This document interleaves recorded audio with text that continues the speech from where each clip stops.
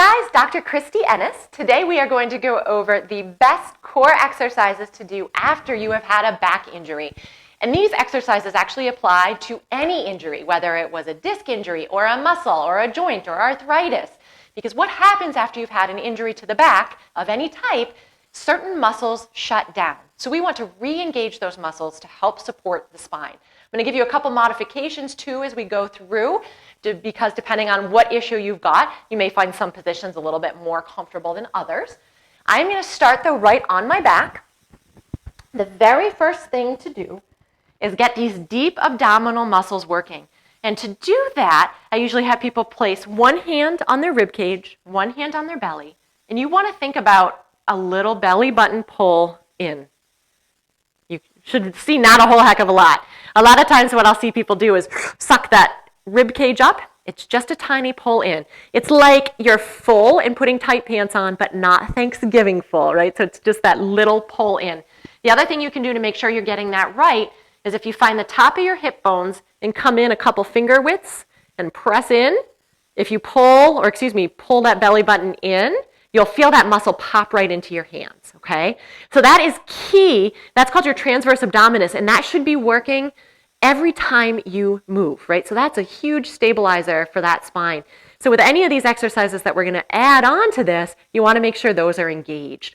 The other one that's kind of part of that system down there, we'll use the down there term, is the Kegel, so the pelvic floor muscles. So you want to think about drawing, I know this is a weird visual, you want to think about drawing like a marble up and inside. Please don't actually use a marble, okay? But think about that gentle pull in. You'll feel that deep.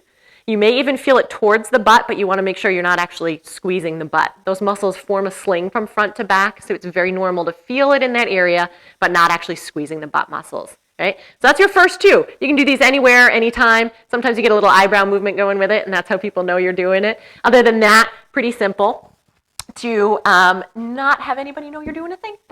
From there, again, engaging into those transverse abdominis muscles, I'm going to put my hands behind my head. If that's uncomfortable on the neck, you certainly can cross. Instead of a sit-up, instead of a full crunch, we're doing what's called a partial crunch. So again, engage into those lower abdominal muscles, and then it's a lift. Do not push those abdominal muscles out. Do not pull the head, and you're not lifting super high, all right? We're keeping that spine from actually moving. We're just trying to engage in those muscles. And you know it doesn't look like a big motion, and it's not. But if you're doing this correctly, you'll really feel it, and you can kind of see that all of those ab muscles are engaging as I'm doing this one. From here, again, focusing in on those lower belly muscles, we're going to add a little march. Now notice I am moving very slowly here because I don't want my hips to move, right? If that's easy, you can add an opposite, get my brain messed up. You can add an opposite arm motion in. Again, making sure this hip doesn't move and the back doesn't arch. And you can even do a little alternate if you want to. If that is easy, then the next progression would be legs up. But a lot of times what I'll see is people will keep a neutral spine, but they'll bloop that belly. So you need to make sure those abs stay in. If you can't, you got to keep those feet on the ground until you can get there, okay? And then you can do those same moves where you're adding that little bit of a march and then an opposite arm and leg. You can go either way with that arm and leg as long as they're opposite towards one another and apart or away. Apart, okay? Again, it's that alternate coordinating movement. From here, we're going to make sure we're getting those glutes kicked back in. So the best way, I think, to do that is to do a little frog bridge. So that's either heels together and toes apart, usually feels more comfortable than the other version, which is soles of the feet together, knees dropped open. This one's a little tougher, and it puts a little more strain, I think, on the back. So I usually have people start here. Just a nice gentle squeeze into that butt. Do make sure also that you're actually pressing your hands down into the mat. That engages these lat muscles, which also help support the spine.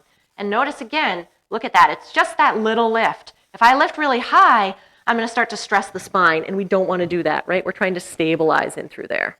And then one more. I lost my microphone, though. I need to reattach it.